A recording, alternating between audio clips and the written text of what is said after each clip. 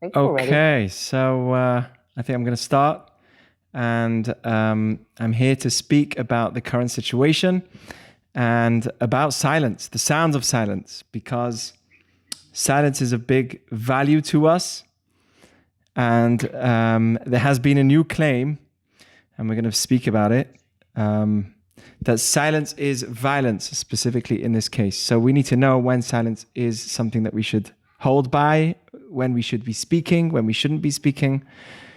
And the reason why I think this is so important is because no matter where you are politically, but I think that right now we need to not forget the value, especially in this time, and in general, the value of silence. So no matter what you think, we should say, we shouldn't say, how we should say, we always need to remember that according to Judaism, silence is a value, and we can't forget that because there's a lot of speaking. So someone actually told me this week, did you hear about this new thing called silence is violence? So I said, yes, I did.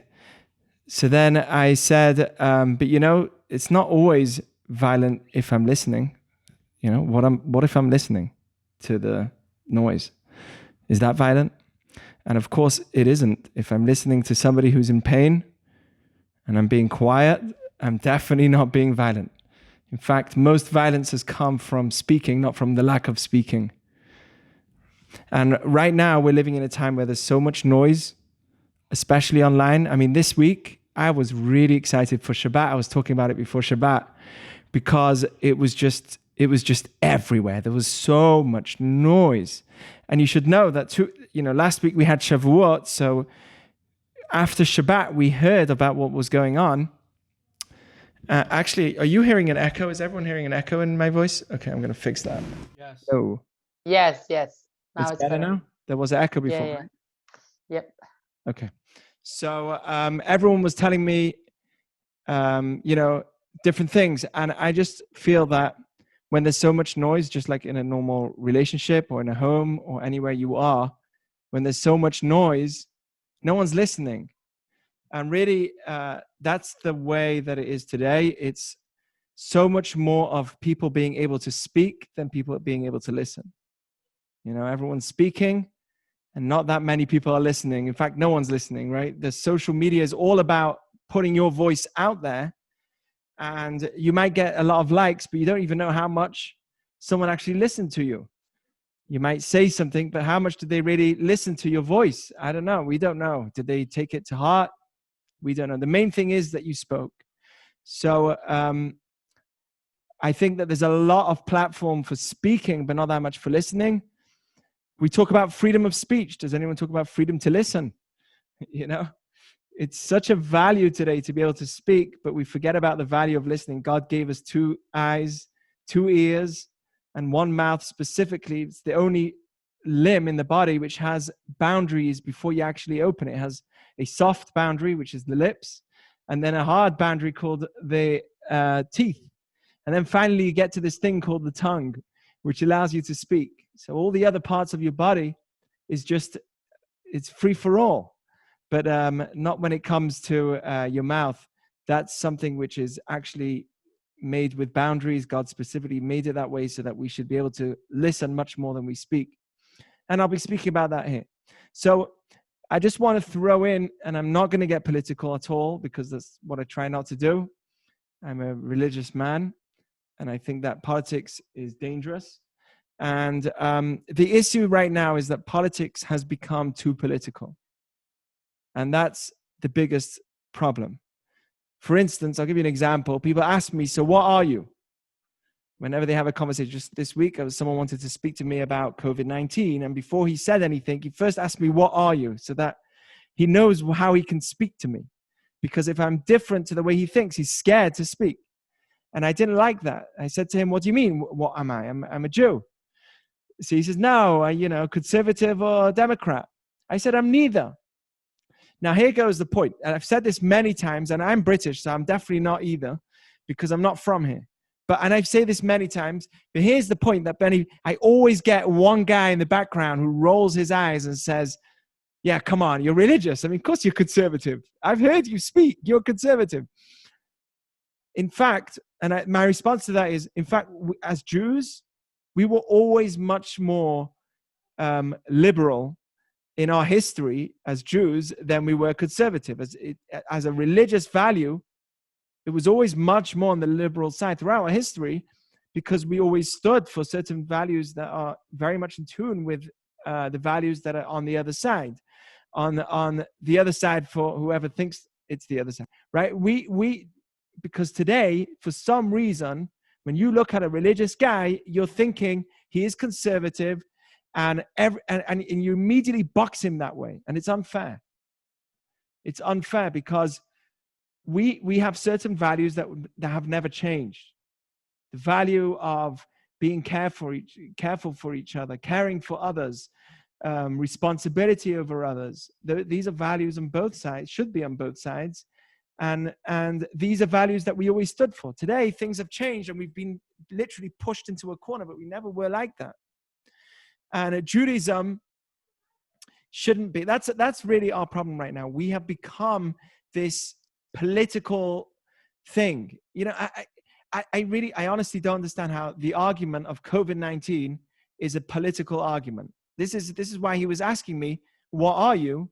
And I just don't understand how can COVID-19 be political? Either you think that it's important that we stay inside and it's, you know, or you think it's not that bad and we're overreacting. Okay, but now it's morphed into, if you say that we should straight away all go to work and back to normal, everyone's conservative. Those people are conservative thinkings.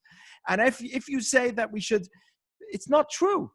It's not true. There's many people on both sides that are thinking either way. There's many people that are conservative who have told me we should stay at home. This is really important. And there's many people who are more liberal have said, let's get out there and work. This is ridiculous. Small businesses need to work. But somehow it's morphed into this political debate, and it's really dangerous. This I believe is our problem. And I'll tell you why I believe that politics has come so political. And it's the same with this current movement that's going on right now. And even whilst I'm speaking right now, if somebody's listening, they won't listen to the whole thing because no one's got time anymore. But someone will translate what I'm saying as either more conservative or more liberal. It's not. These are values that I hold by, and they shouldn't be labeled into corners. You know, if I look at somebody in their eyes, and this is what I do. This is my job. This is what Shira does. This is our job. I look at somebody in their eyes, and I don't see a political view. I see a mother. I see a father. I see somebody who has children. They have values. So if you think that immediately somebody doesn't agree with you and you label them in a certain way, either because you say that they're racist, or you say that what does the other side say? They're a snowflake, right? Which is what the other side would say. The conservatives will say about the Democrats. This is ridiculous. This is labeling. It's not allowing conversation, and it's also cornering people into error. And I'm saying this because there's many people on this chat right now, and in general, who have people in their family that can't communicate because they have different views in these areas, and it's really dangerous. Just today, I was speaking to a guy who is more on the conservative side, but his family, some of his family are not, some of his family are, and they've just got this crazy argument going on in their family, and this is your brother, this is your sister. And I think that if you remove politics, look at COVID-19, I'll be able to have a normal conversation about COVID-19. Just take politics away and have a normal conversation. I personally think we shouldn't be on the streets too much yet. We should take our time. Many people have told me, no, this is overreacting. So we can have a normal conversation, but the minute you put politics into it, it's not allowing conversation to happen, and we can't always throw in politics. Oh, so you're more like, how is Fauci and Trump gonna help us with this argument of COVID-19? It's just so dangerous that we always throw in the politics into the debate, and we corner people. Oh, if you think this way, you are like this. You are mean. You are horrible. Or if you're better or you're worse. And this is the danger. And it's the same thing with what's going on as well with the whole racist issue that's going on right now in the country. And I'm right now, as I speak, I'm not being political, because you can see that I'm saying things from either side, but this is how we need to think. I just don't understand how a movement which wants to stop racism can become so political. I just don't. Why are we looking at it? It's so hard to be empathetic. No, but if you are empathetic, you can't say anything about the rioters and the looters, because then it shows that you're being more onto one side and you're not thinking about the real situation, which is you can't condemn both. I just don't understand how we can't condemn both. No, you have to. Can I at least have the conversation? No, if by me saying that you have to condemn both, I'm labeled as a more conservative and more of a racist. It's ridiculous. How can I not have at least a conversation? You know, I'm scared. I'm scared to speak, because the minute I speak, I'm going to be labeled in some way. The police situation. So you don't like the way that the police work? Okay. I don't think that the reaction should be dismantle the police force. Did anyone ever thank them? Did any of those people thank them? Do you ever call them when you're stuck and you're in danger? Are you not grateful that they're keeping you safe right now? So by me saying that, it's like I'm picking sides and I'm being racist. How? It's not true. I would love to talk to someone without being judged as being on either side. I just want to have a conversation. No, you can't talk. The minute you talk, we need to look at each other in the eyes and say, yes, they have views that are different, but this must be a person that cares. No, half the country, according to half the country, the other half of the country is mad. And according to one half of the country, the other half of the country is mad. Not just mad, they're crazy, they're irrational, they're insane. No, this is a human that's in front of us, and we need to care. So that's the problem right now. I actually saw a rabbi shared with me, a student of his, who posted, I've had enough with all of this political madness. No, they didn't even say political madness. I had enough. I do not need to be a listener to every voice that is different to mine. So this is what I did. And they posted a link of and you can go on the link. Anyone can go on the link and see all of your friends, any of your friends that like Trump's page. If you like Trump's page, you could see, and you should defriend them. That was like the statement. Go on the link and you can actually click on it and you see all of your friends that like, how is that going to help in any way making the world a better place? I mean, that means that anyone who has a different view than you is, and I'm not saying that Trump is perfect. I'm just pointing out you believe in communication. You believe in bettering the world. So then why lock your conversation up to only people that are like you? That makes no sense. If you believe in a cause, make sure that the people that don't believe in your cause listen, and actually you listen to them too. But don't be and this is another problem that has become, and I think it's partly to do with the way that the internet works, but the digital world has definitely been a big part of this, which is we basically created bubbles. And this is not me saying this. I've heard this from Rabbi Jonathan Sachs, and it's so true. We basically, how does the internet work? It finds groups of people, friends of ours, and it suggests only the things we like. If there's something you like, even if you're talking about it, somehow it listens to you, right? Has this ever happened to you? An ad pops up based on something which you spoke about. Has this happened to anyone here? Right? The ad pops up based on what you spoke about. Even if you speak about something, it finds things that are in your interest. And we basically built this bubble called me. And it finds only the friends that I like. And if I don't like them, I defriend them. It suggests only the materials that I like. And if I don't like them, it will not suggest them to me. And basically, what is now happening is we're creating this extreme environment where only our circles are talking to each other. And anyone with an opposing view is never shown to me. They're completely shut down from my world. And that's an opening to extremism. I'm literally being fed only the people that think like me, talk like me, are like me. And I'm hearing their views all the time being posted. And I'm just seeing this one picture, but we're not seeing the other side. How many people in this chat can say that they saw the other side of an argument it's basically only one. It's basically only one picture of the people of your friends, and it's what we need to do is mainly, and I'm going to take this to myself, is mainly learn to listen, and second of all, not make our conversations political. Because the minute we do, we've cornered somebody. Oh, you're a conservative. Oh, you're another liberal, right? And what we do is we don't allow that person to enter my space and to talk to me about what is bothering them and why they think the things. I'm telling you, I can never have done my job if I would have thought like that. Because I would have said, oh, you're not religious, so why should I speak to you? I mean, it's mind-blowing. Our job literally is all about listening to the other side and hearing what they have to say. I definitely have my views and I'm very strong about them, and I will not change. But imagine if our job was all about that. It was all about immediately judging and labeling somebody and saying, okay, they're not fit for me to speak to, and walking away. I'll never have a job. It's literally about listening to the other side and hearing what they have to say. But unfortunately, we can't change other people. So even if you feel that you can change somebody or you can hear somebody, this is the situation. And I think that currently, especially, silence is actually a very good thing. It's actually a good thing. Believe it or not, let them tell us what they tell us. But I will tell you that silence is a good thing. It's a valuable thing. I believe that I've only lost by being silent. I've only lost by speaking up. I've never lost by being silent.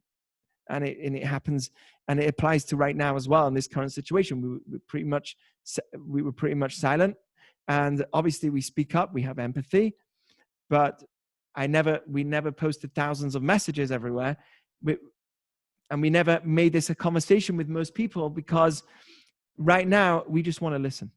Is it bad? Is silence violence when I'm listening? Silence is not violence if I'm listening. If I go to a funeral home, it will be ridiculous to speak up and start speaking all the time. In a funeral home, it's time to listen. And actually, that's one of the Jewish laws. We're meant to listen in a time that someone's in pain. So if somebody's in pain, we've got to listen to them. So that is my thought about the current event. That's even before we start speaking about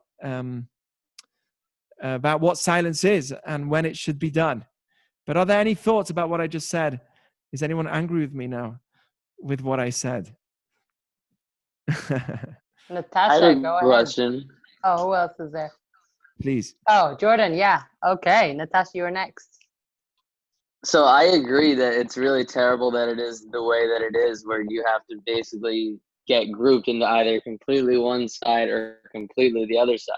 But if you want to kind of engage and become involved and also share your opinion while listening to others, how do you do that in a system that's either going to say, okay, you have this view, therefore you're all the way here, or you have this view and you're all the way here? Like, how do you navigate that personally when you don't like that system? Honestly, you want to know the answer? The answer is silence. Because whatever you say, you're going to be pushed into a corner, and it's wrong. Okay, so there's certain times where you should be saying something, but most of what people have said this week has been too loud. It's very fine to be empathetic, but then to go beyond that and start screaming about your views about police and this and that and anything beyond that, it should be very minimal. That's what I believe, because right now you're not being listened to. You're being cornered. And it's unfair that it's like that. It's unfair for the communities that want to be listened to. The whole thing is morphed into a political debate with COVID-19 as well. Everything is it's mind-blowing. Can we not just have a conversation? Can I just speak to you and look, I promise you, I care. I'm a father. I have kids. I know what people are like. I promise you I care. Just don't call me a racist. Don't call me these names. Don't call me. I just want to talk to you. But the minute that you open your mouth, you are labeled, and it's mind-blowing. You know, you are labeled if you say anything. So you should definitely show empathy, because that's a value within us. But anything beyond that needs to be really calculated, and silence is actually a beautiful thing.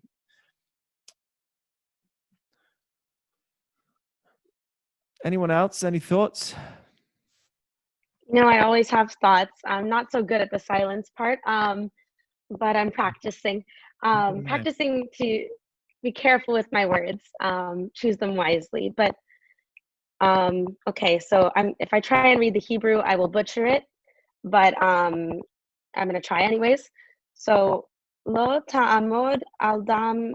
I'm like using with an Italian accent probably. Adam re'echa. Yes. So do not stand idly by. And I learned this from Jewish World Watch, which is an organization that helps people in Darfur with their genocide and everything that was going on with the people of Darfur. So I learned this at like age 12 or 13 when I was volunteering there, and I took it to heart. Like, don't stand idly by has been kind of my motto in life. My words that I try to live Definitely by. doesn't mean that, you don't stand on their blood whilst they're bleeding. That's not what it means, right? It means don't ignore the pain that somebody. Don't ignore the pain of others. Yeah, that's what I like to always. I took it as a way of like take action. It is an action, definitely. When you see an injustice happening, and so, and I agree completely. I think that there's silence is so important to allow people who are experiencing what they're experiencing. If we're yelling, then we're taking over the space for people who are actually experiencing it to be heard. But I just wanted, how does that play a role in it? But like, there's a balance in my head. I feel like I want to speak out because I don't want to stand idly by, but maybe speaking out isn't it. Maybe that's more about action and less speaking, more action. I don't know. Yes. So, yeah. There's a lot of speaking. But is that an action anyway? Is that really an action? Is that communication? Is that really, has it, if one person, if lo ta'amod adam re'echa literally means that if somebody's drowning, you should dive in to save them. What happens if there's already 5 people trying to save this person, and by you diving in is just going to cause more noise, more, when you've got too many people trying to save someone, it can actually cause damage. They're dealing with it very fine. So that's not the situation right now, according to many. But I believe that we need to be listening much more than we are speaking. And if we are speaking, what we have to think, what is this actually going to achieve? What is this going to achieve? Is it going to help? Is it going to fuel the fire? Is it going to actually help? Is it going to produce anything? And if it is going to produce something, maybe, you know what? I would have preferred everybody showing an action as opposed to just words. I would have seen that, and I would have been like, I would have been really impressed from that in a much higher scale. I just believe, and I don't want to get into this because whatever I'm going to say is going to be taken politically. Oh, you're on one side, but are we listening to the other side of the argument? Are we? It's so political, and it doesn't. It's not an issue that we need to really delve into. Honestly, what we need to do is listen. It's not an issue whether is there really racism, is that the language that's used, systemic racism, not systemic racism. Do we need to? It's not really an issue that we need to delve into that deeply from our perspective. We need to just listen. Personally, that's what I think. So there are views that from Black people that there's not. There are views from Black people that there is. So you have to listen. You have to listen well. I think that we're all speaking so loudly that no one can be heard. I think the real people that are making voices are not being listened to because everyone's making so much noise. How about that?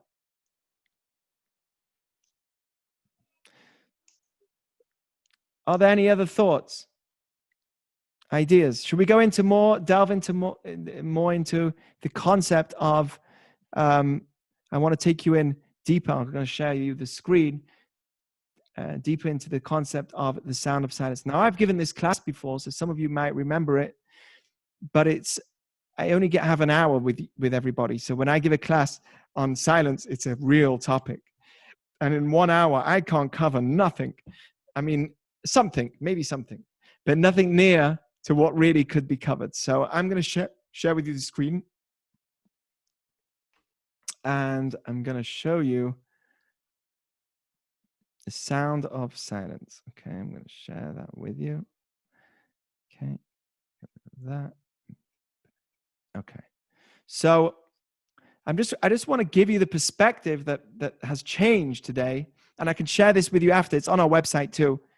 But this perspective that don't ever forget that power of silence and when it's needed. Okay, silence is such a powerful thing. I'm going to show you some of the quotes that I gathered on silence. I'm just going to get my pointer annotate here. And okay, so here's a quote. It's better they tell you to speak up than they tell you to be quiet. That's in Orchot Tzadikim. It's better that people tell you to speak up than people tell you to shut up, right? Isn't that a great quote? At least you're not told to be quiet, because that means you've really hurt somebody. But if you're quiet, you're actually questioned of what you're really thinking. But the minute you speak up, you say something wrong, that's a problem. So it's better that people tell you to speak up than tell you to be quiet. And I'm talking in cases where you don't know what to do, or in cases where you're not sure what you should be saying. Then know that it's better to be quiet. Here's another quote. When I speak, my words control me. When I do not speak, I control my words. I bet you've never seen this one, but it's in Orchot Tzadikim. I just translated it. It's a Hebrew book which is written over 1,000. We've got all the best quotes, by the way. You ain't need to go nowhere to look for good quotes besides for Torah. And here it is. When I speak, my words control me. You know why? Because what I said now, I have to answer for. I have to explain. I have to make everybody happy with it. But if I don't speak, oh, who's doing that? If I don't speak, I control my words. Is that me? No, don't do that. How do I stop that? Okay. So when I speak, I control my words. And I think that is a really important statement. Okay? Here's another quote. I'm going to just read 3 or 4 of these quotes because I think that these are really, really important to make you recognize the value of silence. This is Rabbi Gamliel, who was one of the greatest rabbis of our people. And he says, all my days, I grew up amongst the sages. He was young and everyone was older than him. And I did not find anything better for my body except silence. And I wonder why he said the word body. But I believe that it's because it's not just about your soul. It's about everything about you that is improved through silence. And basically what he's saying is that I become wise through silence. By me being quiet, I listen to others. I have the opportunity to listen to those that are speaking, and I actually become wise. If this is another quote which isn't written here, but something on the lines of, if I'm speaking, then I am not gaining. If I'm listening, I am gaining. Something on those lines. When I'm speaking, I'm not absorbing anything. Am I absorbing any information when I'm speaking? I can't listen as I'm speaking. It doesn't work. But when I'm listening, I'm absorbing. So we want to absorb. A wise person learns from everybody. And we want to try and absorb as much information as possible in our lives so that we can come wise. That's what wisdom is having a good accumulation of information so that you can actually choose the right reactions in the right situations. This is where wisdom comes. Okay? If words are worth $100, silence is worth $200. Right? This is another Talmud quote in Megillah, meaning whatever you say is worth half of what you don't say. Now that's a crazy thought. Here's another point. You've got a bunch of people sitting in a room and one of them's foolish and he keeps quiet, right? You're in a business meeting and you've got no clue of what they're talking about. And you stay silent, they will consider you as wise too. They'll say, this guy's got something to say. Even a silent fool is considered wise. Do you want to know something else I've noticed? Now, this is just an observation of life, but I believe this is true. When you have somebody, when you're having a meeting with, let's say, 10 people, and there's one dude in the back who's always quiet, finally, when he has his point to say, everyone turns around to listen to him. Everyone listens to that person's point. He's now given a stall to really listen to, because he's been so silent that finally when that person actually speaks, we actually think, okay, this person's, he's been listening till now, so he's probably wise. She's probably wise. I want to hear what they have to say. And they get the strongest attention. So the people that choose their words wisely actually get the most attention. I'm just trying to prove to you how silence in Judaism is such a value. It's such a value to us, and never lose that value, even if right now there is a need to speak, but don't ever forget the value of silence, and we need to stand strong with it. There's much more here, but I don't want to go into all the quotes. I'll give you this sheet, and I think it's worth it. You should take it, learn it, and study it, and repeat, because it's, for me, that's what I do. It's Musar. It's taken from this book.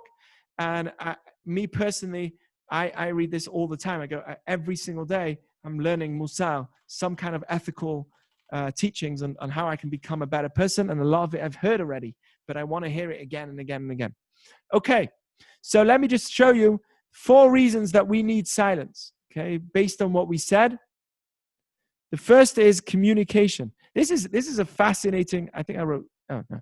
This is a fascinating concept, and it's a Kabbalistic idea that words actually limit things.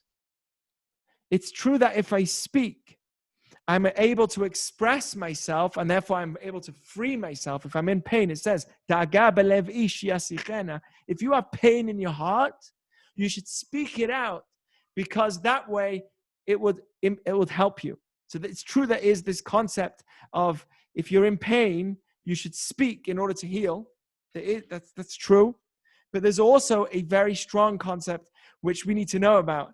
And that's if I speak, I'm limiting things. It's part of the reason why it heals me. But never forget that if I'm speaking, I'm actually limiting the situation. And I'll explain to you what I'm saying. If I describe a scene, I go to some place and I see a gorgeous view, and I try and describe it. My words, you ever heard that saying? It's too good for words to describe. You know why? Because words are actually going to limit the description of what I'm seeing. If I go to the Grand Canyon and I see it for the first time, I've never seen it yet, I'd love to go. But if I'm there and I see it for the first time, that's a godly experience. I'm just like in awe. Wow. Right? And everyone's silent over there. Everyone's looking, and there's a lot of silence, by the way, at the Grand Canyon. No one's making noise when I don't know, but that's what I've been told. When I go to great scenes, everyone's suddenly silent, because we're just absorbing the moment. So when I go to, if I was to go to the Grand Canyon and I would try and put it in words, it would never work. Somebody has a really good spiritual experience. They go on a great trip and they come back, and their parents say to them, so how was the trip? I don't know, it was great. What do you mean it was great? Can you tell me more? No, I just can't put it into words. The reason why we can't put it into words is because whatever I say is going to actually limit the experience. The experience was so grand that no words can actually tell me how it was. No words can describe taste, because by describing it, I'm limiting the taste. If somebody's not got taste and I try and describe it to them, I can't, because whatever I'm going to say is going to limit the experience that I'm going through. Does this make sense to everyone? Do you understand?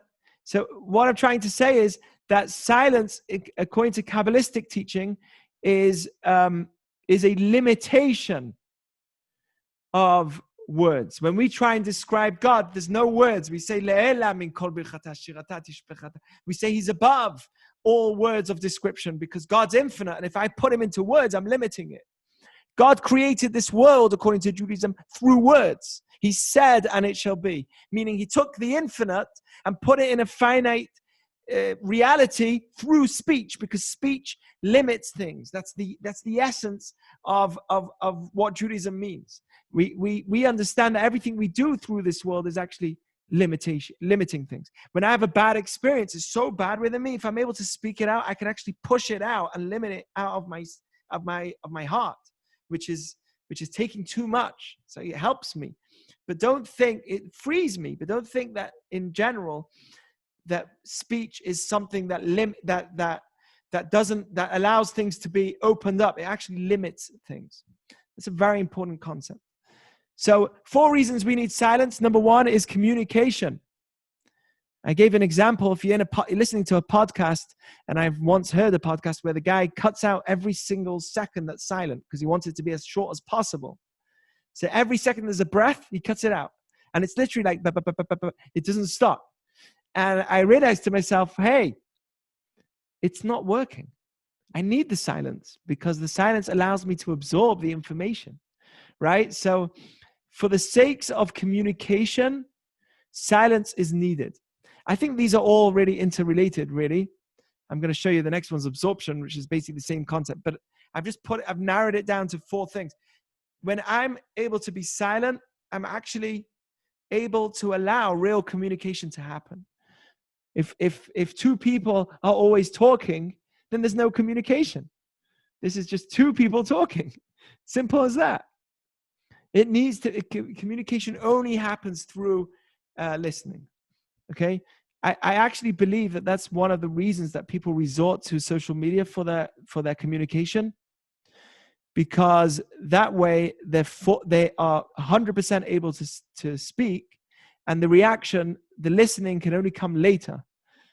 It's not that immediately if someone doesn't agree with me, they're going to tell me I don't agree with you. The reaction is, so I know that for sure my voice will be spoken. I think it's going to be for sure heard. I don't believe it's always heard. But that's another discussion. Okay, so communication, we're taught actually that silence is important to teach. In what way? Well, if I shorten my words, I'm being silent with my words, then I'm a better teacher. A person should always teach in the shortest fashion. This is brought down in Maimonides and in the Talmud. We should always try and minimalize our words, because the more we try and say the words, the more confused we actually make people. It shows that I'm confused. I'm trying to constantly explain my words and it's confusing. If I'm able to put it into one simple sentence, that's a strength right there. And that's the best way of education. There's many, he says, this is Maimonides word for word. If the idea is small, meaning the concept isn't that great, but the words are many, then this is foolish. Oops, my laptop is running out. 1 second. Sorry, the laptop's going out. You hear that? If the idea is small and the words are many, then this is foolish. On this, Solomon says, the voice of the fool is with many words. So when I'm able to speak little, it proves a strength of my wisdom. It proves a better ability of communication. It actually strengthens my communication. So I'm not going to speak about that anymore to prove my point and listen to my own words. Okay, so that's number 1. Number 2 is absorption. Okay, by being silent, it allows me to absorb and process the information of the other person, kind of what we were saying. But here's a great concept, that when the Torah was actually given to the Jews, the entire world went silent. Everything went silent, right? It's a bit like Lion King situation there at the beginning. So the whole world was like, boom, baye, and it was a great moment. So according to Judaism, the entire world was silent because the words of God was being heard. And here's some rules of making sure that you're listening. No planning on speaking. That's bad listening. That's brought down. That's bad silence. That's brought down by Ochot Tzadikim. When you're thinking of speaking, and that's what you're thinking of when the guy's speaking to you or the girl's speaking to you, that is a weakness. That's not good silence. It's like silence so that you can speak. There are people, wait, let me finish. I'm just going to finish my sentence. And you see the guy's at edge the whole way through the rest of the sentence. You're not listening to a word that's coming out of that person's mouth. You're just thinking of when you can blurt your information. You're not listening. So listening means you're not planning on speaking right now. You're planning on actually listening. Listening means that you're not distracted with your phone or laptop or something else. And there's another tip here I wrote down. preparing yourself to listen, meaning saying to yourself mentally, I'm actually going to listen to this guy right now. I'm going to listen. And actually, you should know that the other side sees that. Most arguments come because they don't believe you're listening. Most argument, you hear, by the way, you noticed how I was silent after I said that sentence, right? Because that allows people to absorb what I just said. See how if I say silent, the information gets absorbed. If I'm always speaking, it's exactly what I'm saying. So preparing yourself to listen means that you actually think to yourself, I need to listen to this person. When it works, when I'm actually listening, the other person doesn't feel that they need to repeat themselves. They feel that they're heard. By the way, a tip, which we mentioned in our dating series, to show that you're listening, if you feel that the person doesn't believe you, is to repeat the words that they said. That's all. That shows you listen the most. I'm telling you, it works so well. So let me just, before you get onto your point, before I say my answer, let me just see if I understood you well. Let's do this. Let me see if I understood you well. Basically, what you said is this, then that, the other. And then they say yes. Okay, great. Okay, I understood. Thank you. And then you say your thing. And now that they understood you and they know that you understood them, boom, your information is going to go through. You solve so many arguments based on this one concept. So you could just repeat. If you feel that the other side doesn't believe you, and this can actually happen with people in relationships. I've had someone ask me this before. They say, I don't trust them. I know they don't listen, right? Because over the years, they've not built a trust in the relationship where they feel that the other side is really listening. That could happen. And the way to heal that is to repeat the words. That's it. Just repeat. And that really shows that you really listened and you got the information. Okay? The third point here is wisdom. The Talmud says, Pirkei Avot is brought down, a safeguarding fence towards wisdom is silence. So meaning to say that a step towards wisdom is silence. No one became wise through speaking. That's it, period. You never came wise through speaking. You came wise through listening. You could be a great skilled speaker, but that doesn't prove your wisdom. Your wisdom only came along because you listened. And that's why you take away the script from some of these news reporters, and then you realize, oh my goodness, who is this person? Right? So that's really the concept, is just because you have a script in front of you doesn't mean that you are wise. What really means you're wise is if you're able to listen. That's the stepping stool to wisdom. Okay, here's 7 things that are found in an unformed, it's called a golem in the Talmud, a person that's not complete. 7 things that are found in an incomplete person, and 7 are found in a very wise person. So here are the 7 things. This is brought down in Pirkei Avot again. And it says like this: a wise person does not speak in front of someone who is greater than them in wisdom or number. Number meaning age. It's poetic. So a wise person doesn't speak in front of someone that is greater than them in wisdom or in number. And I've seen that happen a lot today in our generation. It actually says that towards the time of Mashiach, towards the end of the days, chutzpah yiskeh, and it says that the young, there will be a lot of audacity. And it says that the young will always silence the older. The inexperienced would silence the experience, thinking they have the answers to everything because maybe they read a few headlines on YouTube, which older people don't bother doing. So they think they know a bit more, and they silence the elderly. That's a very bad value. So there goes the first thing. A wise person keeps silent in front of someone that is greater than them, either in wisdom or in age. Number 2, does not interrupt the words of his friend or her friend. Okay? Does not interrupt the words of their friend. And that's really important. That shows your wisdom, because it shows that you have been listening. You have adapted in your life a culture of listening. right now it could be interrupting, but if you're silent whilst your friend speaks, it proves that you are a listener, and that's the key to wisdom. Number 3 is not impulsive in answering, meaning that is a good question. You know what? Let me think about it. I'm not sure about what you just asked. I will get back to you tomorrow.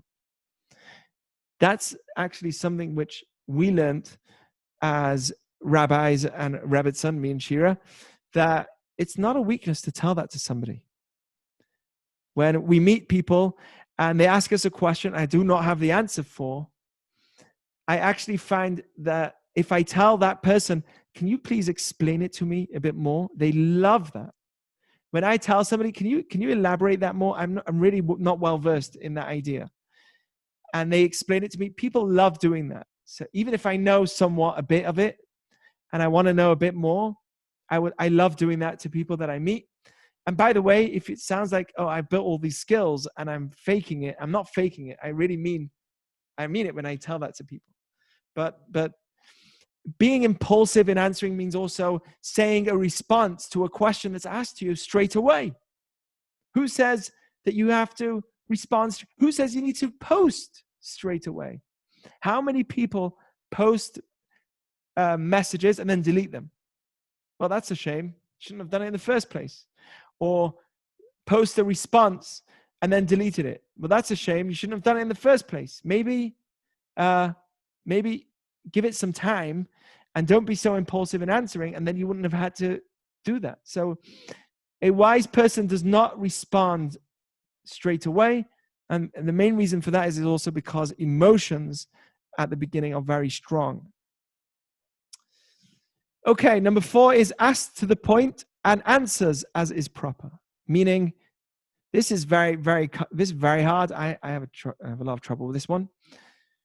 But if somebody asks me a question, you don't go off topic, right? You stay on topic, and you don't answer something which is kind of completely off topic to get to your point.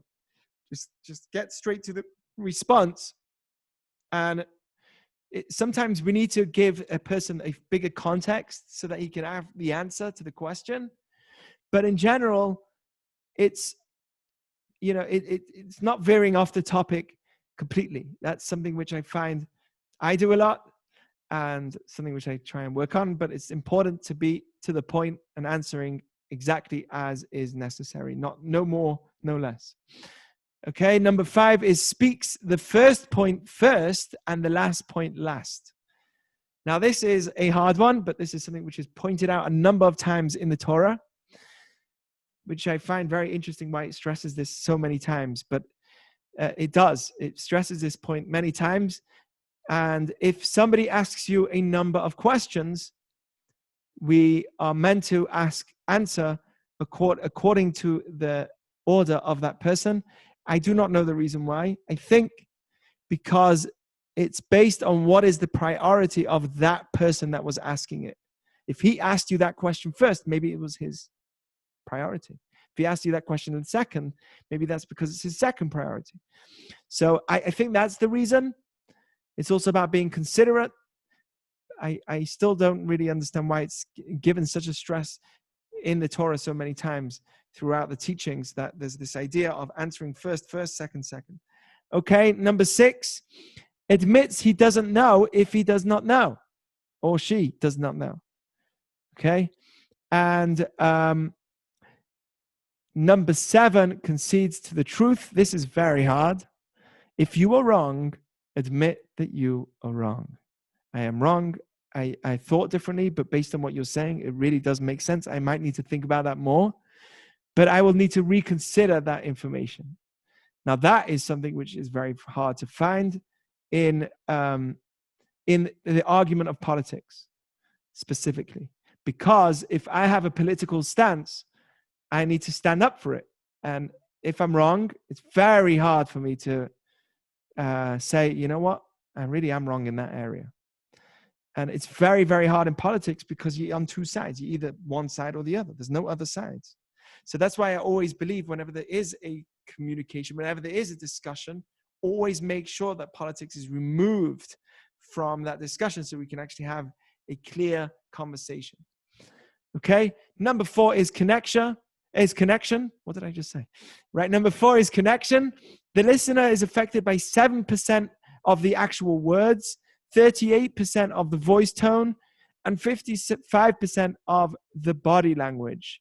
So by me listening, I'm actually connecting to the person. I personally feel that when I'm having a conversation that goes really well, it's because I feel that he's listening to me or she's listening to me and I'm listening to them.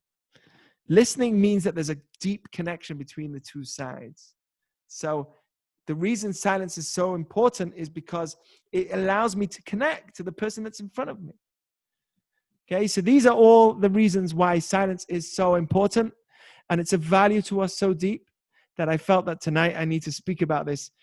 So important. Okay, so one is communication.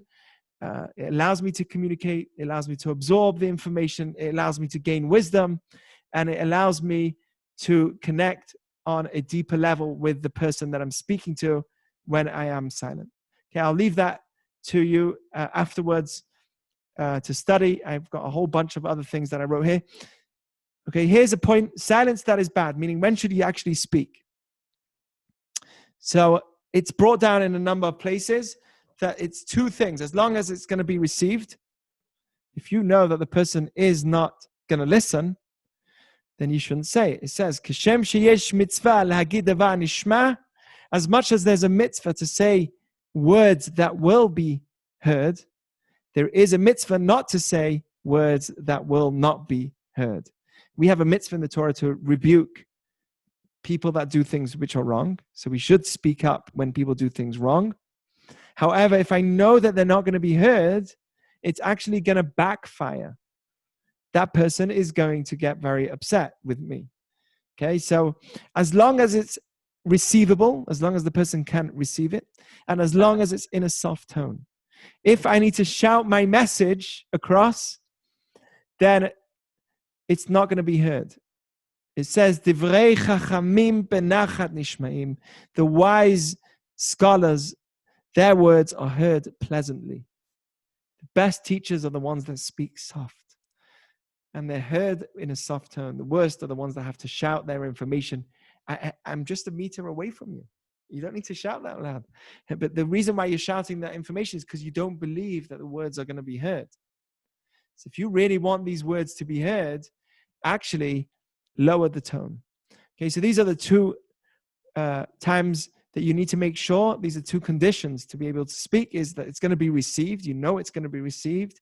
And it's spoken softly. Answer a fool in accord with his folly. This is in Proverbs. Kfi ivalto, anelexil. Answer a fool according to his stupidness, else he will think himself wise. If somebody's saying something wrong, you should answer them. And I want to expound and ask you why you think it says according to their foolishness. What does that really mean? Else they will think that they are wise. They will think, oh, see how smart I was? So certain points, we do need to actually answer them. And it's brought down in this book, Orchot Tzadikim, the path of the righteous. He says that there are 2 times when this applies. It's if people are joking about something which is serious. If someone's mocking something which is good, or people that do good. So at that point, we need to respond. If somebody is making mockery of good, we need to respond saying, that really, I believe the best way to respond is to say, that really is something that's important to me. And I prefer if that speech isn't done about that in general. That really hurts me. And most people actually listen to you when you say that. When you say that hurts me, or that really touches me. Most people actually listen. It's worth doing. Okay, so that's number 1. Number 2 is if someone is committing a crime of the Torah, so if they're violating the Torah, and you know that they would listen to you.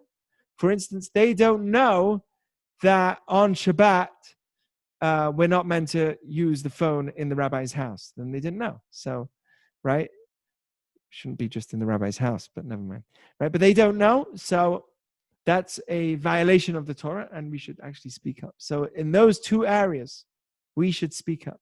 Now, I leave it to you to translate this into the current situation. I'm not going to go down there because that is very political, what you should be saying and what you shouldn't be saying. But I believe most of what was said was too much, and it should be minimalized big time. We should show empathy for sure, but that's as far as it should go. No more. And that's a point where silence is bad. I mean, these are the times when silence should be said, when you should be speaking. As long as the other person is going to be listening, and you are going to do it in a soft tone. If you're angry and emotional about it, don't do it. And number one is if they are mocking something which is good, or if they are committing or violating the Torah. That should have been a better translation, violating the Torah. Okay, so that's a point where silence is bad. I'll give you an example where you shouldn't be silent if someone's violating the Torah. If they're looting at 10 o'clock at night at Gucci store, it's probably better you should just go home and not tell them, "Oi, that's stealing, and the Torah says don't steal," right? Not a good idea. You should probably just go home and stay home, because they're not going to listen to you, okay? They're not going to fill the concept of it's receivable. They ain't going to receive it. And some of them might take a gun out, so you just better be home. Okay, it's not receivable. Plus, you won't be able to say it in a soft tone because they're too busy smashing windows for you to actually say it in a soft tone. You'll have to scream it out. So then it's not going to be heard. You better not say anything. So, for instance, I saw somebody opening a window and shouting at looters, and they started saying things at them. And I think that's a silly idea, because not necessarily silly idea. It's questionable, but I'm not sure if those people are going to listen anyway. And you might even hurt your own car as you're doing it. So I don't know. If you're able to, and you know that you have the power to, then probably should, but otherwise, probably not a good idea. But that's to your judgment. Okay, 5 common moments that lack silence. I'll give you these and then we'll leave it there. Okay? 5 moments when we say things that we shouldn't have said it. Okay? This is really, really good. And I think you will like them. Okay? One is by carelessly embarrassing someone. This happens a lot. When we say things that we don't know about the person, then we find out that they don't have it. So, for instance, going to somebody and you don't know if they have kids or not, and you say, "How many kids do you have?" And he's got a great beard and he's with his wife, and you don't know if they have kids or not, and you say, "How many kids do you have?" Well, what happens if they've been waiting for 15 years to have kids? And by you saying that, can really hurt their feelings. So, if it's unknown to you, maybe I should title that different. But if you could be embarrassing someone, then it's probably best to be quiet. You look just like that dude, and that dude really is not a good guy, you know? You look exactly like whatever. And I don't want to say names because then someone's going to get offended. And right? But that's the point. The person they don't want to look like and you don't want them to look like, it's not a good idea. Okay? Or, dude, what happened to your arm? And they have something wrong with their arm. Just giving a very extreme example. But these are points where obviously we should be silent and not say anything. Sometimes we try and fix the mistake by saying, "Oh my goodness, I never knew you didn't have kids for 15 years. That's terrible." Right? And that's just, you shouldn't be doing that either. Right? Is anyone following me or not really? So if, let's say, you said something wrong and you said to someone who has for 15 years never had kids, and you said to them, "Well, how many kids do you have?" And they got really embarrassed. And then they said, "Well, actually, we don't have children." And then you're like, "Oh my goodness. Oh, that's terrible." Right? And you the way you respond is exaggerated. Most times it's best to just move on and not dig deeper into the embarrassment of the situation. So probably should be, I don't know. I would like to ask you, when do you think you should fix it if you make a mistake by saying something that embarrasses someone? Immediately? afterwards when no one's around? If you don't do it immediately, maybe it's going to be more of a problem. What do you guys think? If you embarrass someone, when should you fix it?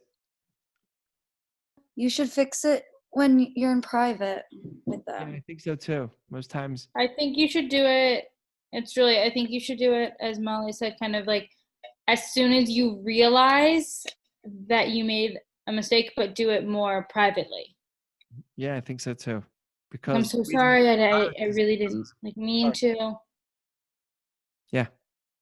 I think it depends. There have been times where if I say something that would embarrass another person and there are other people around, I don't know if it's the right thing to do, but I've turned it back on myself and said like so if it's like the right situation, then like say something about myself that I'm not necessarily embarrassed of, but takes the attention fully off of them. That's a good move. I like that. Taking on to yourself. Like I shouldn't have said that, but something on the lines of I'm an idiot or something. Well, I don't like saying that about myself, but yeah. But I definitely do say that sometimes. Anyone else?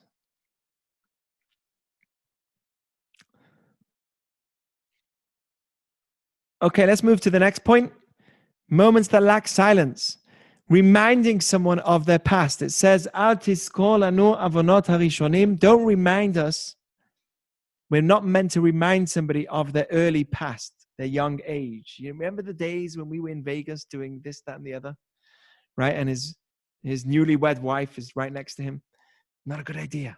So we have a concept in Judaism. Don't remind somebody of their earliest days or when they made mistakes. Right? This is a problem.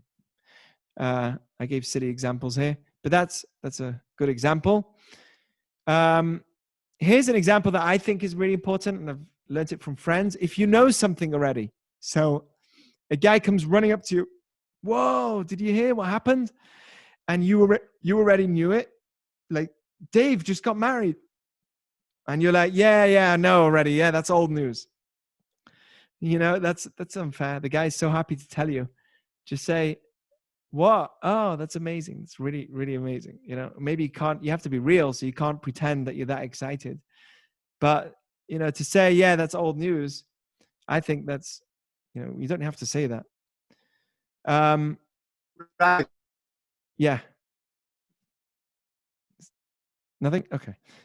So, so that's another example. When arguments have been solved, number 4, if a big argument has been solved, do not jokingly remind the person how you were right and they were wrong. You remember that time when we had that argument and I was so right about it and you were so wrong? And my point was so